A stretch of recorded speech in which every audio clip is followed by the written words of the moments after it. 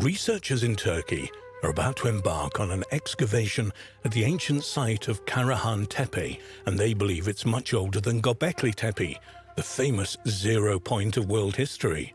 If you were to ask any professor of history or even a self-respecting armchair archaeologist to name the oldest monument ever discovered, they would have all said Göbekli Tepe. But now, that answer might be Karahan Tepe, and this is creating a lot of excitement in archaeological circles. Karahan Tepe is said to be much older than Göbekli Tepe. Archaeologists have been working at the Karahan Tepe site, which is often called the sister site of Göbekli Tepe, since 1997. The site is located near Yagmulu and roughly 35 kilometers east of the 12,000-year-old Göbekli Tepe site.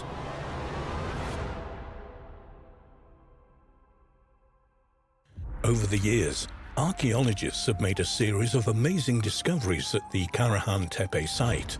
In particular, tons of buried T-shaped obelisks, similar to the ones carved with wild animals at Göbekli Tepe, have led researchers to conclude that Karahan Tepe is much older than its younger sister, Göbekli Tepe.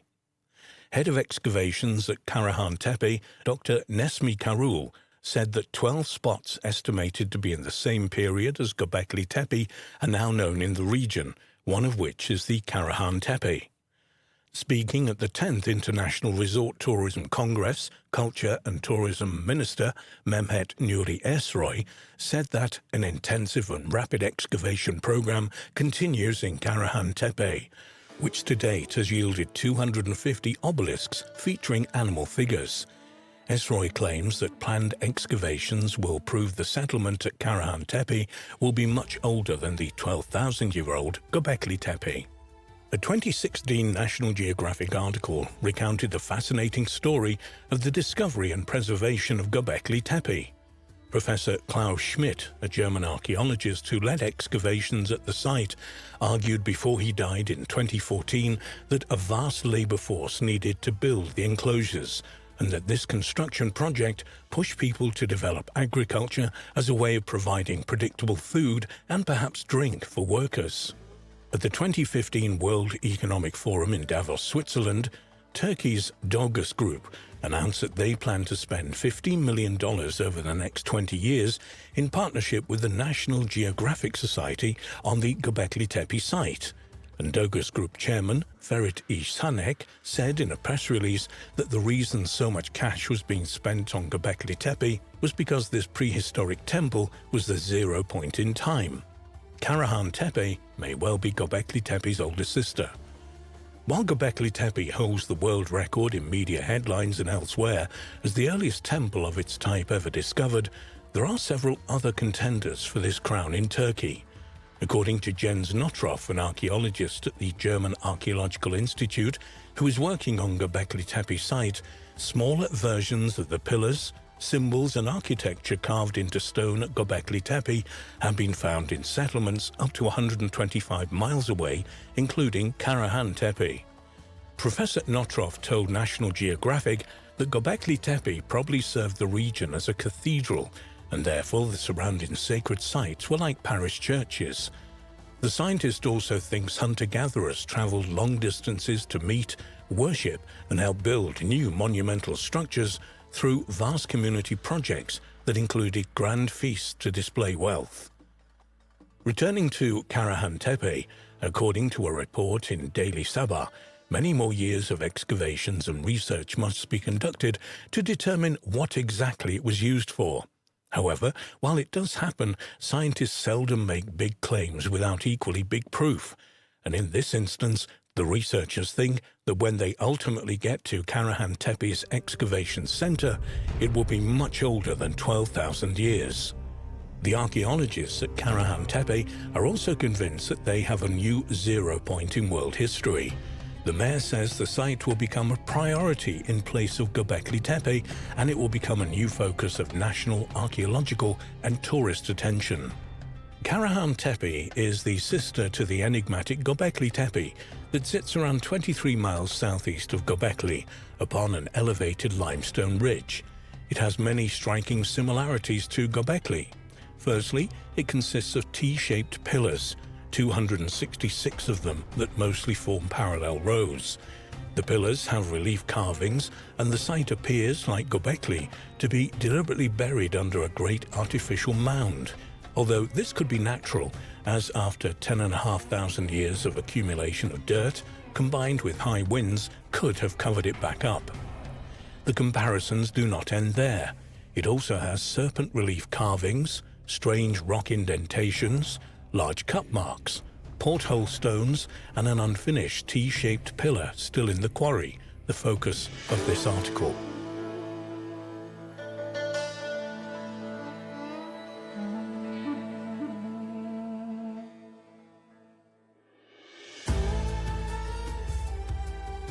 Karahan Tepe was first discovered in 1997 and was surveyed in 2000 and again in 2011.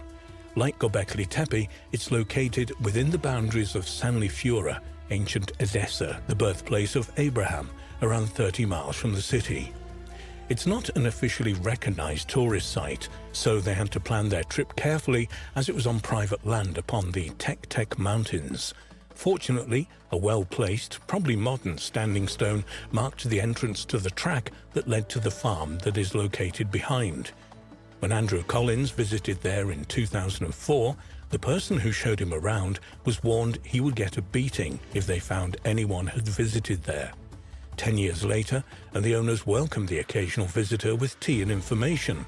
No beatings entailed, just sweet hot beverages and conversation after the morning visit. The dating of the site is impressive, as it's dated to 8,500 BC, contemporary with the now submerged Navali Kori and the later stages of Göbekli Tepe.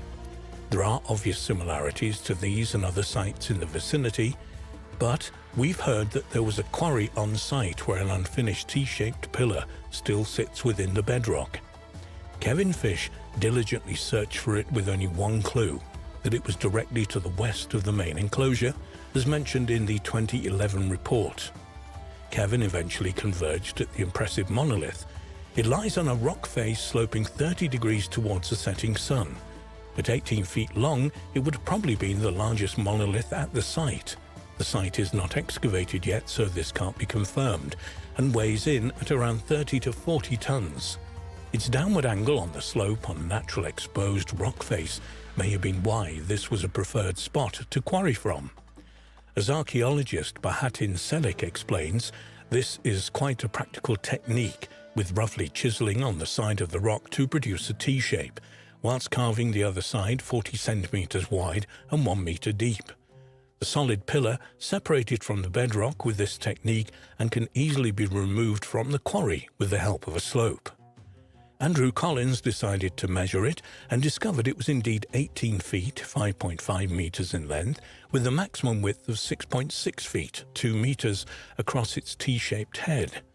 This is similar in size to the twin monoliths at the center of Göbekli's enclosure, C and D. The weathering was very bad, much like the exposed parts of the pillars on the main hill. However, what lies underneath could be as well preserved as Göbekli Tepe. Altogether, Karahan Tepe is a fascinating site that begs excavation, as the significance of the nearby Göbekli Tepe has now hit the headlines. After leaving the site, the visitor wondered if the location of the choice of rock was significant. Was the direction of the quarry from the main temple an indication of a tradition that existed as far back as 10,500 years ago? Andrew Collins discussed the possibility that, indeed, it could be the case, as bringing quarried stone from the west to the east may represent bringing it into the light, sunrise, from darkness, the sunset.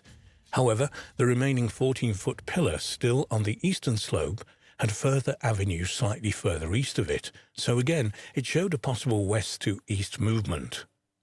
Alternatively, it could also represent an east to west direction from the smaller quarry to the main enclosure. After searching through some Masonic texts, a reference was found to a ceremony where the initiate had to move in that direction, east to west. Why this is perhaps could represent facing one's own death, as initiation rites such as these are often about facing deep-rooted fears. Whether this was on the minds of the builders of Karahan Tepe, we'll never know, unless, of course, the site gets excavated and evidence emerges. From now, we can only speculate. Another aspect that grabbed Andrew's attention was the fact that the parallel rows appeared to be serpent-like, weaving up or down the main hill or from the main enclosure. In his initial report, Andrew stated, "It's even possible that these zigzagging pairs of stones making up the stone avenues located on the northern, eastern sides of the tepe signify the path of snakes, which are seen to descend like living energy into the valley below."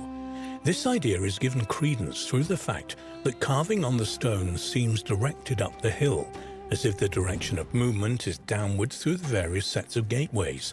After coming to this conclusion, Andrew dreamt of snakes, their tails tied together, each one trying to break free of its bondage, all of them writhing about in the process. With this dream came the impression that the snakes represented the containment, flow, and energy of the stones' avenues at Karahan Tepe. An interesting concept if nothing else. Earth energy springs to mind, as it has been found in Avebury, Brittany and Cornwall, that stone avenues mark the path of telluric earth energy currents, with a crossing point often at the center of the complex, which would naturally congregate on a hilltop. More research needs to be carried out to confirm this hypothesis, but with the serpent symbolism at such a remote site, it could even reveal the origins of geomancy and earth energy science. When they go back in September, they will have some equipment to take readings and dowsing rods to find out if this is the case.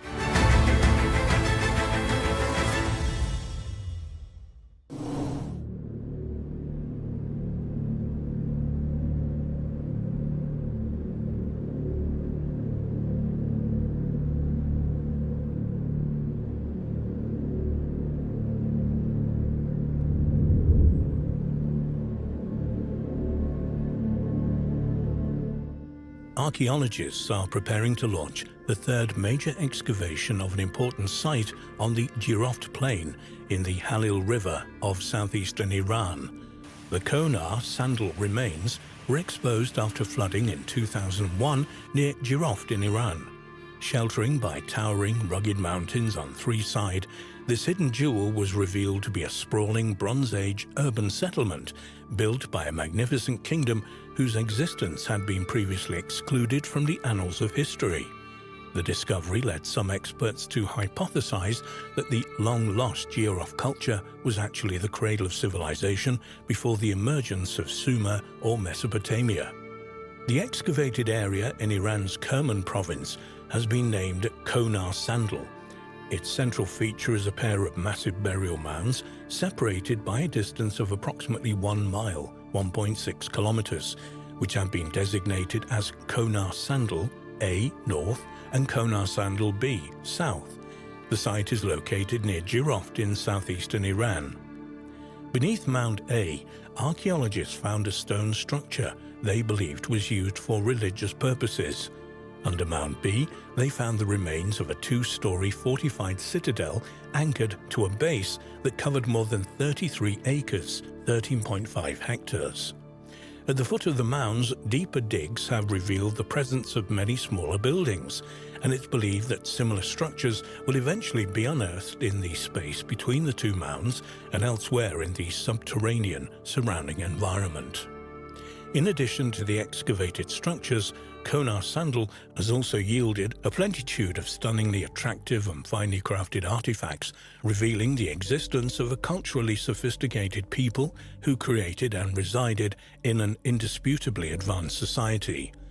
Unlike the first two explorations, which were carried out by international teams, this new excavation will be strictly an Iranian affair, sponsored by the country's Research Institute of Cultural Heritage and Tourism.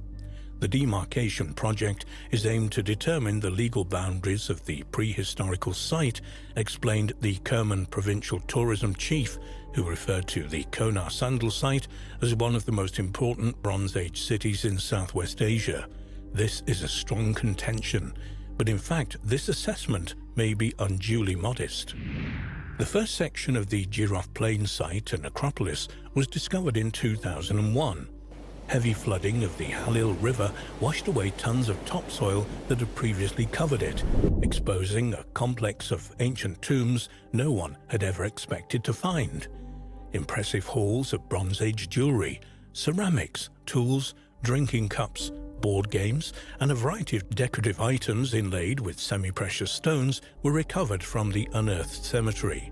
Unfortunately, the initial discoverers were looters and antiquities black marketers who stole and sold many valuable artifacts before law enforcement and the military finally arrived to secure the site. After this initial discovery, the first official excavation at Jiroft began in 2003 under the leadership of the Iranian archaeologist Dr. Youssef Majidazeh. It ended in 2007, and he published his team's findings shortly thereafter. Based on radiocarbon dating, the archaeologists concluded that the Jiroft civilization that built the integrated urban complex had reached the peak of its power and prosperity at around the year 2500 BC. However, signs indicated that initial construction on the complex may have begun as long ago as the 5th millennium BC. During this excavation, and during another that was launched in 2014, archaeologists continued to find many valuable and intriguing artifacts inside the mounds and beneath the surrounding landscape. Most notably, they also found 4 tablets inscribed in 2 different languages, one of which was composed entirely of geometrical figures and could not be compared to anything that had been found before. So, just how significant was the discovery of this long-lost, literate kingdom in a bleak, desolate area of Iranian desert? Significant enough to throw the identification of Mesopotamia as the cradle of civilization into question. Jean Perrault, a French archaeologist with previous excavation experience in Iran, was invited to inspect the site and its contents during the earliest stages of the first excavation. When asked to share his impressions, he stated the following: "An area we formerly regarded as resided only by nomads and their cattle was the heart of an incredibly advanced civilization. In this area, people lived with a social hierarchy. These people had an explicit view of the world, which distinguishes them from the Sumerians. Henceforth, we must consider Jiroft as the origin of civilizations and refer to all other civilizations as pre- or post-Jiroft civilization." There may be a bit of hype in this statement, since Sumerian civilization can be traced back at least as far, if not farther, than the Jiroft civilization to the 5th and 6th millenniums BC. But given that Mesopotamia and southern Iran are separated by only 600 miles, 1,000 kilometers, there exists the possibility that the Jiroft civilization shared a common ancestor with the Sumerians, and that perhaps the two split following the chaos, confusion, and destruction caused by the great floods that occurred at the end of the last ice age. At the very least, it's reasonable to assume that the peoples of Mesopotamia would have interacted with their Jiroftian neighbors to the east, perhaps to a significant enough extent that each culture was influencing the development of the other. In fact, many of the artifacts discovered at Konar Sandal are decorated with mythological imagery that seems to link its culture with that of Mesopotamia. The Jiroft civilization specialized in the creation of pottery using a semi-precious mineral known as chlorite, and examples of this pottery containing strikingly similar iconography have been found at various archaeological sites throughout the Middle East and Asia, including sites identified with Bronze Age Mesopotamia.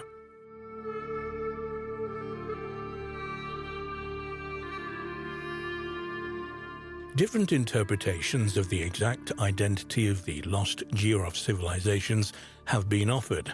Dr. Majid Zida believes that he and his colleagues may have discovered the site of the legendary land of Aratta, a glorious Atlantis-like kingdom from the Bronze Age that mysteriously disappeared from the pages of history in the far distant past.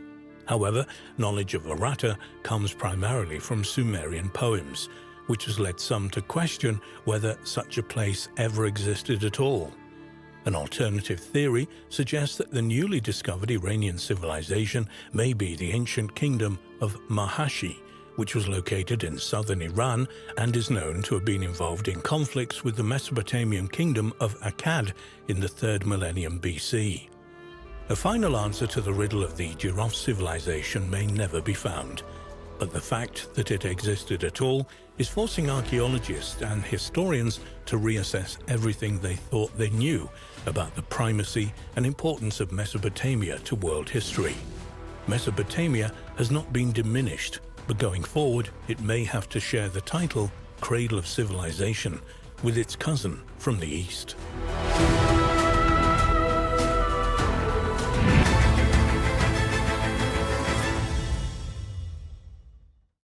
Scientists have uncovered decorated artifacts dating from between 40,000 and 75,000 years ago from Tanzania and the southern tip of South Africa that show that man developed the capacity for symbolic thought long before previously believed.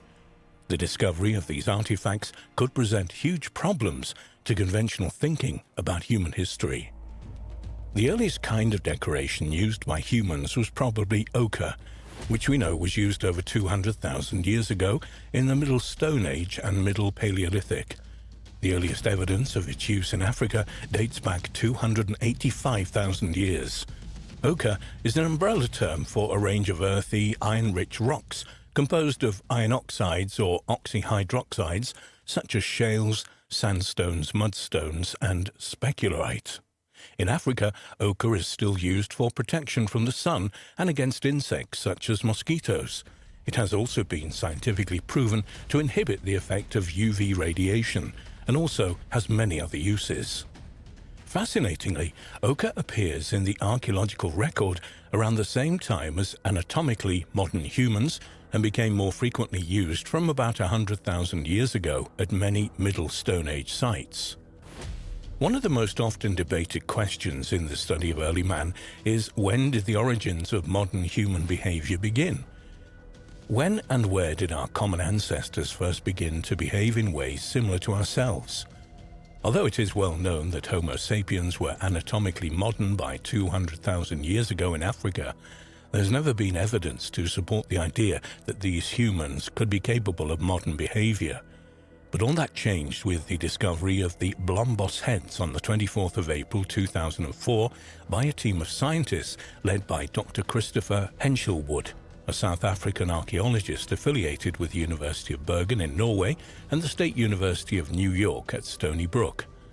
The discovery was made at Blombos Cave on the shore of the Indian Ocean 200 miles east of Cape Town. Archaeologists now believe that due to these and other findings, most ancient symbolic traditions in Africa date back at least 100,000 years. Years after these amazing discoveries, new discoveries relating to early Homo sapiens' cognitive abilities are still challenging mainstream views. The archaeological site at Blombos Cave contains Middle Stone Age archaeological deposits, including hearths, bone, stone, marine shells and sand in discrete layers dated to between 100,000 and 72,000 years ago. This is seen by many researchers as probably the most important period in the early development of modern human behavior. Published results from Blombos Cave indicate that some aspects of modern behavior evolved during the early-late Pleistocene after 100,000 years ago in Africa. Excavations at the cave match recent and older findings from a number of African Middle Stone Age sites that date to this time period. The discoveries at the cave show that people apparently had the intention to make a statement about themselves with jewelry about 30,000 years earlier than any previously identified personal ornaments used by our human ancestors. This was the conclusion of the archaeologists who discovered a collection of tiny shells pierced with holes, as if they had been prepared for stringing as primitive beads. The 41 pea-sized shell beads were uncovered in groups arranged by sizes and shade, each cluster probably representing a single piece of jewelry. According to researchers, the strings of bead represent the oldest, well-dated examples of people making and wearing jewelry. This can be interpreted as further evidence that these people possessed a language capable of sharing the symbolic meanings of these objects. 2 years before the discovery of the beads, Dr. Henselwood reported the discovery of other evidence of possibly complex symbolic thinking by the inhabitants of Blombos Cave, including abstract engravings and finely worked bone tools and weapon points. The shell beads of Blombos Cave were from a small snail-like mollusk, which must have been brought by the group from rivers more than 10 miles away. All the recovered shells from Blombos Cave were carefully pierced around 75,000 years ago using a bone tool to create a keyhole perforation. These were then strung and worn as a personal ornament. Archaeologists discovered signs of repeated rubbing on the beads, a sign that they had been rubbed against one another and against the cord, resulting in discrete use-wear surfaces on each bead. Such patterns of wear are not present on the shells in their natural environment. Microscopic residues of ochre discovered inside some of the beads probably resulted from deliberate coloring by the wearer or perhaps by transfer when worn. Henselwood and other researchers believe that this small but growing record of very early artistic artifacts from Africa are vital evidence that modern behavioral traits, such as the use of external symbols, developed slowly over a couple of 100,000 years, not abruptly after our ancestors emerged from Africa, as some archaeologists have suggested. However, not all researchers agreed with Dr. Henselwood's interpretation that these mysterious artifacts were expressions of a modern type of creativity. Indeed, a few of them have even questioned whether the shells were actually used as beads. Archaeologist Randall White of New York University, for example, does not believe that humans made the holes in the snail shells, saying, "I'm disturbed by the fact that there are no tool traces." Up until the discoveries in Blombos Cave, the earliest African personal ornaments were 13 ostrich eggshell beads from Kenya, dated to 40 to 45,000 years ago. Other, slightly more recent evidence includes a 43,000-year-old perforated teeth from Bulgaria and 41,000-year-old marine beads from Turkey. In 2000, archaeologists reported finding ostrich eggshell beads as well as ochre pencils and fish bones at a site in the Serengeti National Park of Tanzania. The archaeologists were not able to date the two carved donut-shaped pieces of ostrich shell precisely, but they came from the same layer as tools from the African Middle Stone Age between 280,000 and 45,000 years ago. For some reason, the mysterious discovery was not announced until 4 years later, in March 2004, at the Paleoanthropology Society meeting in Montreal. Despite the uncertainty over their exact age, one of the archaeologists who discovered the beads, Curtis Marian, from the Institute of Human Origins and Department of Anthropology at Arizona State University, stated that they were unambiguous examples of symbolic behavior. But why do decorated beads mean that we may have discovered the earliest examples of modern human thinking? Research has shown that symbols cannot exist in isolation, but generally form a part of interlinked systems. Modern human behavior is usually defined as behavior that is caused by socially constructed patterns of symbolic thinking, actions, and communication. The capacity for symbolic thought is not the main defining factor for modern human behavior, but rather it is the use of symbolism to organize behavior that defines us. So, early humans were first behaviorally modern when symbols became an inherent part of their daily lives. In basic terms, this means that people were using the artifacts that they made to organize their social world in a similar way as we do today. Within each group of people, such as those at the Blombos Caves, artifacts may have had meanings that could be understood only by members of that group. A good example is the design of the bead necklace discovered in the cave, which may have carried a significant meaning that was not understood by people outside the group. The findings from Blombos Cave and from Tanzania, and the subsequent reanalysis and excavation of other relevant sites have resulted in a clear change in our understanding of the timing and location of the development of modern human behavior. Archaeologists believe that these discoveries undoubtedly reflect the acquisition of completely modern cognitive abilities by southern African populations at least 100,000 years ago. Although scientists are aware that these are vastly important discoveries in terms of early man, they still seem to be a little reluctant to believe very early dates. Randall White commented, "If the dates hold up, we now seem to be seeing a trail of representational objects that is increasingly older as we move back from Europe into Africa."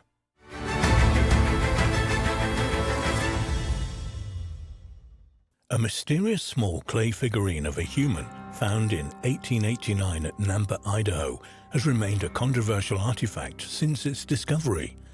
As the figurine was found at a depth of 300 feet in a geological stratum that dates to around 2 million years ago, some researchers believe the culture that created it must have flourished at the same period.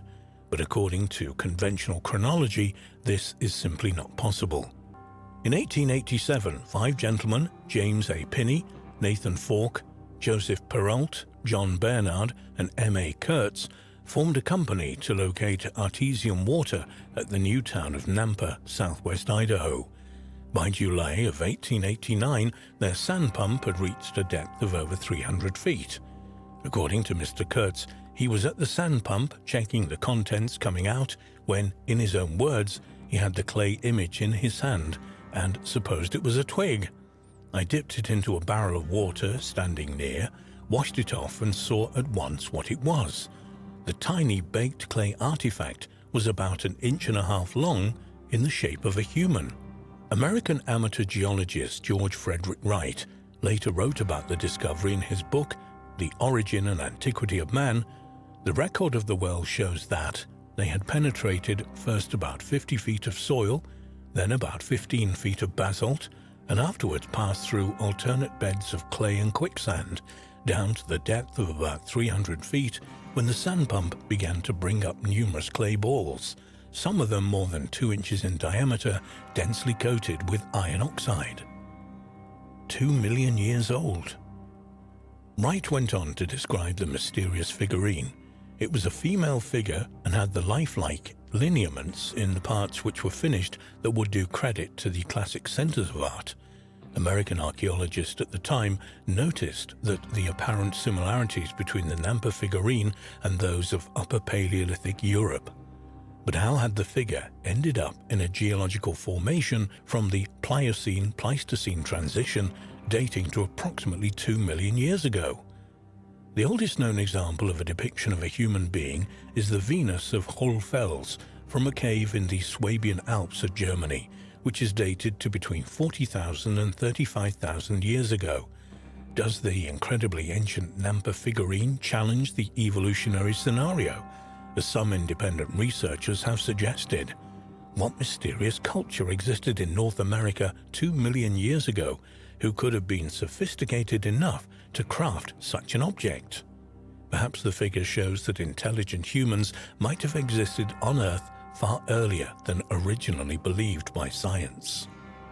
The Nampa figurine has been held up by some as a perfect example of an out-of-place artifact, objects found in contexts that are way out of sync with the accepted chronology of human history. For some researchers, such artifacts place a huge question mark against what we think we know of the world and its history.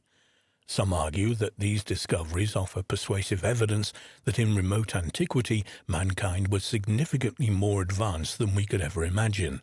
They insist that at various times in prehistory, we have reached a high level of civilization only for it to be subsequently destroyed without a trace by natural or man-made catastrophes. Two well-known examples of such out-of-place artifacts are the supposed fossilized human footprints discovered in the 1880s at the summit of Big Hill in the Cumberland Mountains in Jackson County, Kentucky, and an apparently man-made object enclosed in rock known as the Costco artifact, which to all intents and purposes resembles a modern spark plug. The Kozo artifact was initially believed by some to be more than 500,000 years old and belong to an unknown, impossibly old civilization. However, later research into the object concluded something entirely different. Two researchers believing the object to be relatively modern enlisted the help of the Spark Plug Collectors of America. They sent letters and copies of the X-rays of the artifact to 4 different spark plug collectors, who had no knowledge of the case and had never seen the pictures before. The collectors independently came to the same conclusion. They were certain that it was a 1920s-era Champion spark plug, one that probably powered a Ford Model T, and had been modified possibly to serve the mining operations in the Coso mountain range. The amount of decay in the artifact was an almost perfect match for the rates of decay that would occur in a spark plug from this era. So the Coso artifact had been lying on a mountain for no more than 40 years, and had not been encased in rock at all, but in a material composed mainly of hardened clay with a mixture of organic matter. Understandably, members of the scientific community do not support the extreme date for the Nampa figurine. For example, Michael Brass, in his 2002 book, The Antiquity of Man, Artifactual, Fossil and Gene Records Explored, notes that such a small fragile clay figurine would have undoubtedly been destroyed by the drilling equipment upon retrieval as it was brought up to the surface. Other researchers have pointed out that there are a number of ways by which the figurine could have worked its way into the Pliocene-Pleistocene clay, through fissures, through mining activity, or even by being pushed there by the drill. The presence of the clay balls found at the same general depth, close to the solid bedrock. This might suggest that a variety of materials had descended fairly rapidly through the deposit by a mechanism currently unknown. The reliability of the work of George Frederick Wright, which is so critical for those who believe that the figurine is really 2 million years old, has also been called into question and revealed to be highly suspect. Wright's contemporaries were highly critical of his writing and did not take his work seriously as science. D.J. Brinton wrote a book review of Wright's Man and the Glacial Period in the journal Science in 1892. In this review, he states, Dr. Wright's last example is the feeblest of all the Nampa image, a beautifully formed clay image of a female said to have been brought up from a depth of 300 feet in the holing of an artesian well at Nampo, Idaho. It is sad to destroy illusions, but when this same image with its story was laid before a well-known government geologist, and he at once recognized it's a clay toy manufactured by the neighboring Pocatello Indians, the person displaying it replied with engaging frankness, "Well, now, don't give me away." As if that were not enough, the well-known government geologist was in fact J.W. Powell, who wrote in Popular Science Monthly in 1893, "In the fall of 1889, the writer visited Boise City in Idaho. While stopping at a hotel, some gentleman called on him to show him a figurine which they said had been found in sinking an artesian well in the neighborhood at a depth of more than 300 feet. It was claimed that this figurine had been brought up from the bottom of an artesian well while the men were working. When this story was told, the writer, Powell, he simply jested with those who claimed to have found it. He had known the Indians that live in the neighborhood, had seen their children play with such figurines, and had no doubt that the little image had lately belonged to some Indian children, and said the same. While stopping at the hotel, different persons spoke about it, and it was always passed off as a jest, and various comments were made about it by various people, some of them claiming it had given them much sport. When Powell later read George Frederick Wright's book, he was extremely surprised to discover that Wright had obtained the Nampa figurine and that he had actually published it as evidence of the great antiquity of man in the valley of Snake River. A certain Mr. McGee also attacked the honesty of the supposed discoverers of the ancient artifact, Kurtz and Doofs.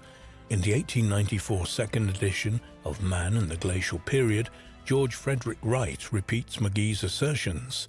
"It is a fact," says McGee, that one of the best-known geologists of the world chanced to visit Nampa while the boring was in progress, and the figurine and the pretty fiction were laid before him. He recognized the figurine as a toy such as the neighboring Indians give their children and laughed at the story, whereupon the owner of the object enjoined secrecy, pleading, "Don't give me away. I fooled a lot of fellows already, and I'd like to fool some more." What does the Nampa figurine represent? In the years since its discovery, a lot of research has been done into the culture of the Native Americans local to the area where the figure was found. These studies have found, as J.W. Powell stated 120 years ago, that small, Fragile clay figurines like the ones discovered were common to these Native American tribes in the late 19th and early 20th centuries. The evidence overwhelmingly points to the Nampa figurine being a hoax, perpetrated at a time when such stunts were popular and people enjoyed their brief notoriety.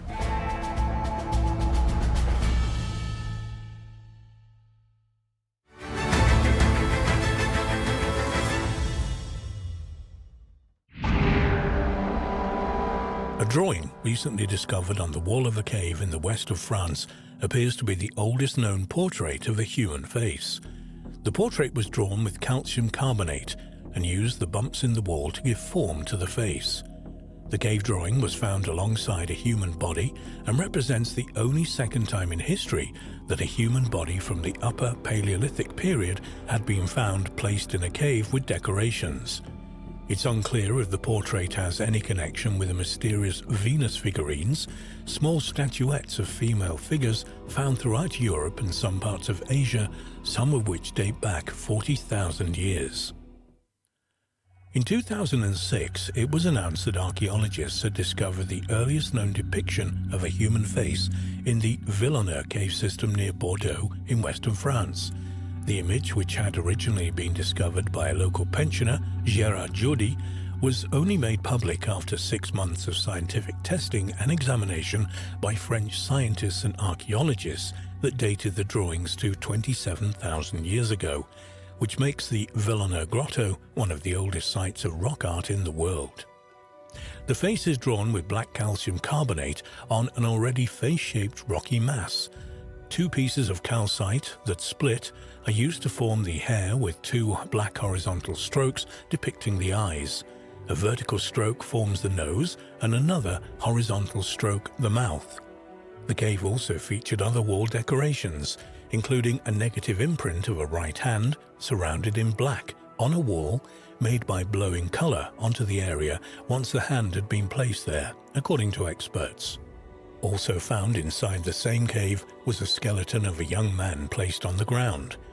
2 rib bones from the skeleton were analyzed at a laboratory in Miami, Florida, and dated the skeleton to 27,000 years ago. 5 skeletons of young hyenas were found in nearby parts of the cave system. Just a few months after the world found out about the Villeneuve Grotto find, controversy arose about the claim that it was the oldest representation of a human face. Australian rock art experts questioned the claim, pointing to the wealth of engravings and paintings of man made by early Aborigines. Professor Mike Morwood of the University of New England said, "Some of the earliest rock painting traditions in the Pilbara, the Kimberley and Arnhem Land date back over 30,000 years ago and include depictions of human figures as well as animals." So while the Villeneuve cave painting is a very significant finding and may be the oldest portrait known in Western Europe, it certainly is not the oldest such artwork in the world.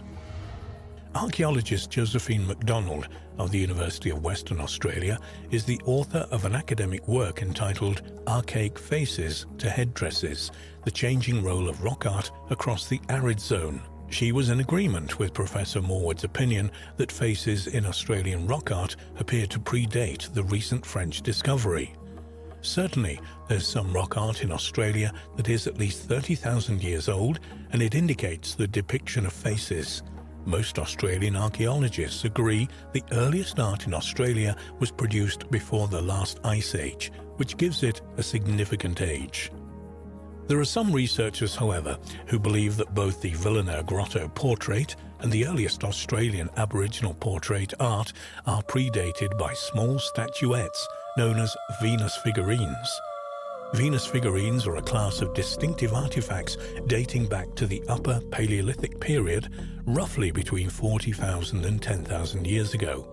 Early 20th century prehistorians, believing that the figurines depicted an ancient model of beauty, named the objects Venus figurines, in references to the Roman goddess of beauty. The figurines were fashioned mainly in the form of stylized representations of females with large breasts and buttocks, and are found over a vast area of Europe and parts of Western Asia. The most famous of these Venus figurines, and until the discovery of the Villeneuve Grotto portrait, is the Venus of Willendorf, found near the town of Willendorf, Austria. The most notable and common type of Venus figurines are small three-dimensional sculptures of voluptuous women, ranging in height from 1.2 inches to more than 15 inches, and carved from a wide range of materials, including serpentine, schist, limestone, steatite, fired clay, ivory, bone, and antler. There are also carved plaques showing similar representations and figurines that apparently show young females. The sizes and proportions of the Venus figurines vary, though the majority follow certain artistic conventions: large breasts and stomach, wide hips and swollen thighs, all probably intended to depict pregnancy. Facial features are usually absent, as are arms, hands and feet, and the heads are relatively small. A few examples have what appears to be braided hair, such as the Venus of Bras as Puy and the Venus of Willendorf, and others have been discovered with traces of red ochre on them. Venus figurines were manufactured over a vast period of time, from around 40,000 years ago and up to around 13,000 years ago. The figurines have been discovered from the French Pyrenees to the Siberian plains, mostly from cave and rock shelter sites. Recently, however, a remarkable carved ivory Venus figurine was discovered in Hohlfels cave in southwestern Germany, which is thought to be the oldest sculpture of a human figure ever found. In fact, it is the oldest undisputed example of Upper Paleolithic art and figurative prehistoric art in general. The 2.4 inches tall figurines date to between 35,000 and 40,000 years ago, belonging to the early Aurignacian, at the very beginning of the Upper Paleolithic, which is associated with the assumed earliest presence of Homo sapiens in Europe. The sculpture was fashioned without a head, like some other examples of Venus figurines, but it does have a carved ring where the head should be, suggesting that it was worn as a pendant. In the opinion of Professor Conard, the various incised lines and markings that cover much of the surface of the figure may represent clothing. Excavations at the site by Nicholas J. Conard from a university in Germany also discovered other figurines, including a horse's head, a water bird, and a half-human, half-lion figurine, all dated to about 30,000 to 33,000 years ago. Also found at this remarkable site were worked flint, bone and ivory, bones of horses, reindeer, cave bear, mammoth and ibex, as well as a deliberately burned bone. A puzzling artifact, though, is a bird bone flute with 5 finger holes. It was also unearthed in this incredible cave, dating to about 35,000 years ago, which would have made it the oldest handcrafted musical instrument ever discovered. However, subsequent examination of the artifact has persuaded scientists that it is in fact the earliest known instrument for making rope. One intriguing possibility which has been put forward is that the Neanderthals, rather than anatomically modern humans, Homo sapiens, crafted the artifacts at the Hohlfels site. However, although Neanderthals were still living in Europe about 30,000 to 35,000 years ago and are known to have frequented the Hohlfels cave, the archaeological layers in which the Venus figurine and other carvings were found is characteristic of modern humans rather than Neanderthals. A wide variety of interpretations regarding what Venus figurines were meant to represent exist. These explanations range from children's educational material to representations of fertility goddesses. The extreme accumulation of fat around the buttocks depicted on many of the figurines has led some researchers, such as French archaeologist Edouard Piet, to suggest that the figurines are actual physical representations of members of the Ice Age hunting tribes who made them. However, the fact that many Venus figurines depict females who do not possess such a feature would suggest that this theory is at best unproven. A few decades ago, the most popular theory to explain these strange figurines was that they were representations of a worldwide mother goddess cult. The belief, put forward by archaeologist Marija Gimbutas, among others, that Stone Age people worshipped the Earth Mother as a universal deity, has been largely discredited now, though it still has some adherents. In Paleolithic, pre-agricultural hunter-gatherer societies who lived in harsh Ice Age environments where the population did not have quick or easy access to a food supply, the Venus figurines may have suggested a desire for abundancy and security. Though not all examples were rotund or had exaggerated feminine features. The fact that Venus figurines are found over such a wide geographical area indicates that there was a shared understanding among the Paleolithic hunter-gatherer tribes of Europe and Western Asia of a particular aspect of womanhood or a certain type of woman. However, like the vast majority of examples of prehistoric art, we can only guess at the cultural meaning and significance of the Venus figurines to our remote Ice Age ancestors.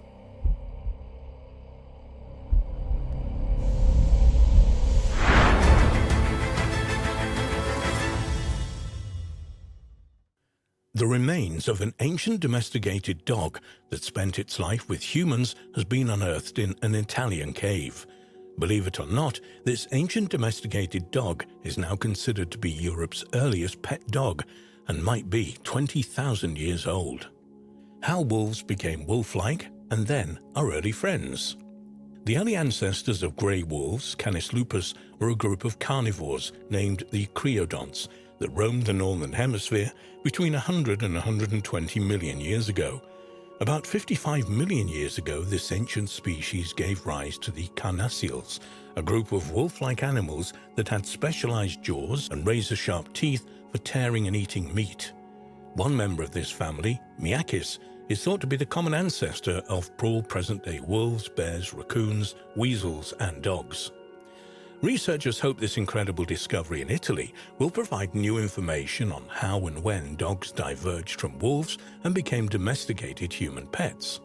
Dr. Francesco Boschkin heads the team of archaeologists from the University of Siena in Italy that published the study on the Italian canid and wolf remains found in the caves. According to an article in Scientific Reports, he stated it might be the oldest ever remains of a domesticated pet dog found in Europe. The animal remains are expected to be somewhere between 14 and 20,000 years old. This was a time when humans and canines first began a mutually beneficial relationship that eventually made our dogs our best friends. Solving the hows and whys of early canine domestication. For millions of years, humans and wild wolves shared the same hunting landscapes. While it's unknown exactly when domesticated dogs, Canis familiaris, evolved from the great wolves, we do have some important scientific clues. A 2009 study published in the Molecular Biology and Evolution journal cites an analysis of ancient dog mitochondrial DNA that suggests they evolved alongside wolves over 100,000 years ago. Thus, many experts believe canines began scavenging due to a lack of food and that humans slowly developed a bond with these animals that also acted as an early warning if larger creatures approached a campsite or entered a cave. Some scientists believe wolves and early humans hunted together, and this is how the relationship was formed. The latest study by Dr. Boschin and his team focused on bone fragments from ancient canines and wolves found at two Paleolithic caves in southern Italy, the Paglici Cave and the Romanelli Cave. These ancient animals, according to the research, are the first dogs to live alongside humans as a pet. Furthermore, according to an article in the Daily Mail, the ancient canine-human connection offers a definitive answer to the long-standing question of how and when dogs first became pets. Anyone who has a dog or has experienced losing one knows the depth of uniqueness of that special bond. But why and when in the history of our planet did this love affair between humans and dogs begin? Discover the history of dogs and human interaction. The earliest known ancestors of grey wolves, a major figure in the history of dogs, are called creodonts. They roamed the northern hemisphere between 100 and 120 million years ago.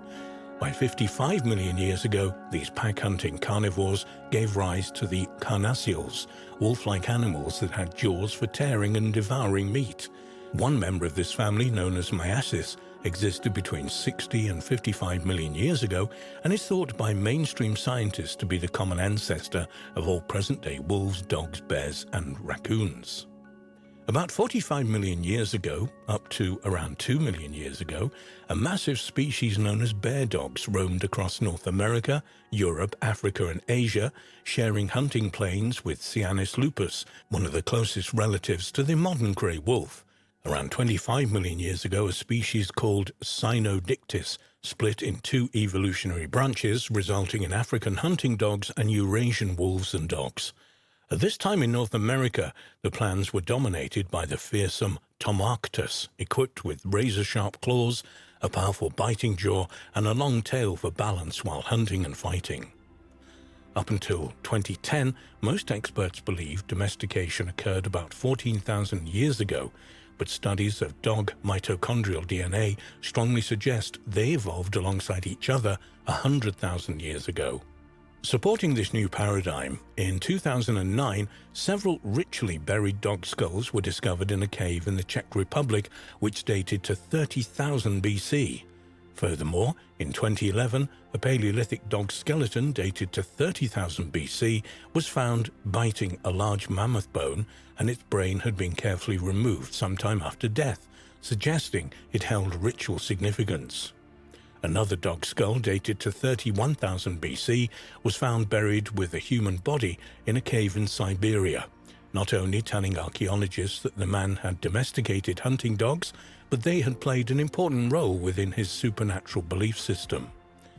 The relationship between humans and dogs was cemented at the dawn of farming, when people realized just how quickly a wolf could be domesticated with starch. Having sharp teeth, strong jaws, and speed, semi-tamed wolves were used to protect small hunting stations, and in return were rewarded with companionship, protection, shelter, and a reliable food source. By 6000 BC, dogs were being trained as effective farming tools and weapons used at times of intertribal fighting, and these inherent ancient skills are still evident today in different dog breeds, for example guard dogs, police dogs, military dogs, sheepdogs, and rat catchers. The rise of organized religions led to the ritualization of dogs, and they were generally associated with the human soul's journey in the afterlife. Canine deities were worshipped in ancient China, Egypt, and South America, where they were carved into statues and temples and featured centrally in mythologies and legends. Evidence of the ritualization of dogs was found in the skeleton of a male husky-like dog that lived 7,000 years ago in Siberia, that had worked alongside humans throughout his lifetime, ate human food, and was ritually buried as though it were a human. What is more, a wild wolf was ritualistically buried nearby, perhaps once perceived as protecting human souls on their journey through the afterlife. Around 2000 BC, the Iron Age saw Romans, Egyptians, Greeks, and Britons increasingly using dogs in warfare, blood sports, and violent entertainment.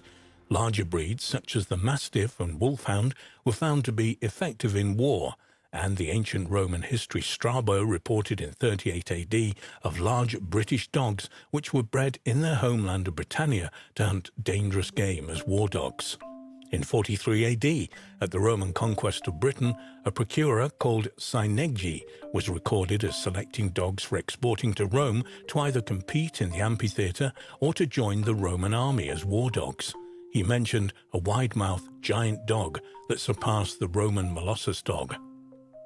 What does the future have in store for dogs and us? Today, like in so many aspects of life, dogs have become extremely polarized, and we have specially trained medical dogs that detect cancers and smell when diabetic patients are suffering hypoglycemia, low blood sugars. This is all happening as astronaut dogs are being trained in space programs, and search and rescue dogs leap from helicopters and speedboats, not to mention military dogs that can detect explosives and locate injured bodies in places deemed too dangerous for soldiers. A highlight in research for this article was learning that in 1943, during World War II, the American Army began a war dog training program which parachuted puppies into war zones to sniff out enemy tunnels and bunkers. What on earth will dogs be doing in the future?